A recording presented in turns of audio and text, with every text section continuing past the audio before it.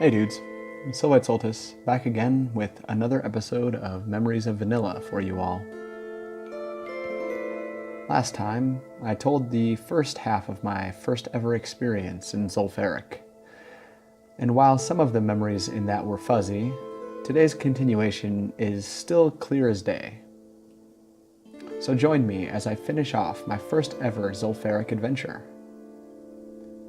Before we get into it though, remember to hit that subscribe button and hit the bell for notifications when new content is released.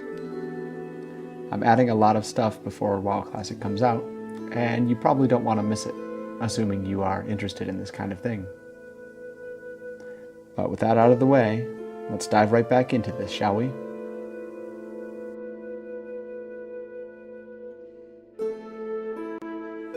So we just finished off the Stairs event and slaughtered our former NPC allies in cold blood to loot some quest items. Taking a short break for food and mana, I wondered what could be next. After all, we'd been in here a while, and I still hadn't finished 2 of my quests. I was just about to ask in party chat about Gazrilla's electrified scale and the Tiara of the Deep, but halfway through my question, our warrior began running down the hallway to the right, and I figured I might as well just follow and see what happens. The hallway was simple enough, with only a few trolls patrolling back and forth as we charged through. However, as we reached the end of the hallway, I failed to stop running as my allies had. A lesson I should have learned in Scarlet Monastery back in the day. And I went right into the room just beyond. Now, to be fair, I didn't pull everything in that room, but I did pull more than we could handle with my noobish auto-running. Within 15 seconds, our group lay dead on the floor of what would eventually be our final room in the dungeon. Sighing, we all ran back and pushed forward through the cleared dungeon, hoping to God that nothing would respawn on us as we ran. Luckily, repops hadn't emerged yet, other than random patrols that we may or may not have missed. So we made it back in due time.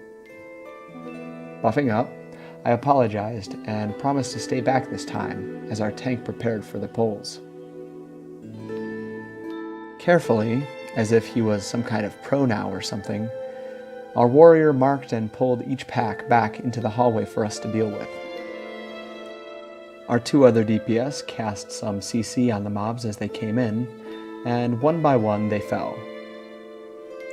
As one particular troll fell though, I noticed a named mob walk in front of our party, Hydromancer Velratha, and I guessed that a boss fight was imminent. This was confirmed when, eventually, after all the nearby packs were safely slain and piled in a heap in the hallway, the question was asked again. Ready, everyone? Now, I wasn't entirely ready, not knowing what was coming, but again, I sheepishly nodded in real life and typed, "Yep," in party chat. The Hydromancer was pulled, again back into the hallway as the other mobs had been, and we went to town. She cast some nasty AoE spells, which hurt quite a bit, if I remember correctly, and I think she had some kind of totem that we always tried to kill, but never really had success in hitting. But after about a minute or so of wailing on her, she fell, and with her demise, I looted the Tiara of the Deep. 1 down, 1 to go. Our warrior proceeded to pull the remaining trolls in the room, pack by pack, as we'd just been doing. Eventually, we all moved inside the room and got ourselves into position.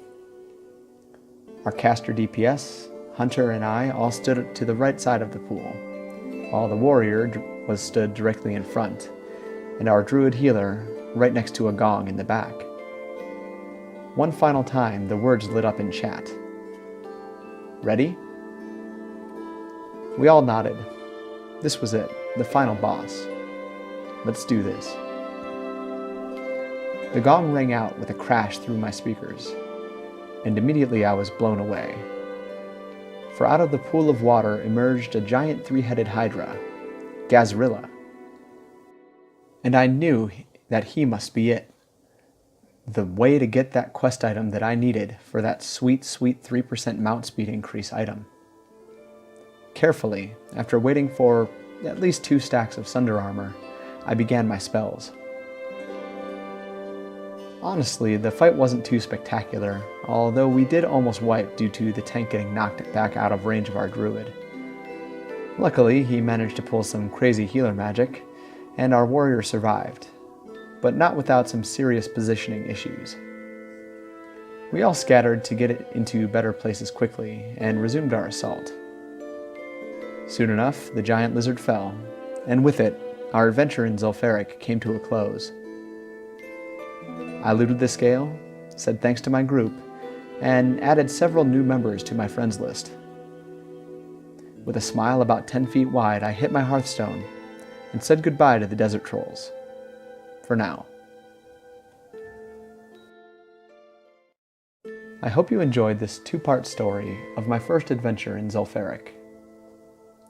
Like I've said before, dungeon stories are always really fun and epic, and this is especially true the first time one runs through a dungeon.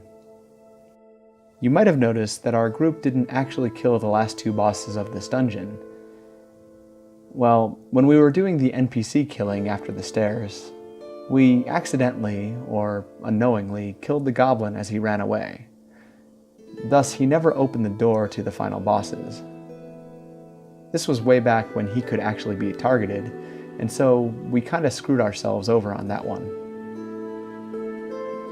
But anyway, that's it for today. If you enjoyed this video, remember to subscribe, and again hit that bell for notifications when new videos are released. Check out my blog over on Blogspot for written content, and follow me on Facebook and Twitter for other updates too. But that's enough shameless self-promotion for now. Until next time, guys, take it easy.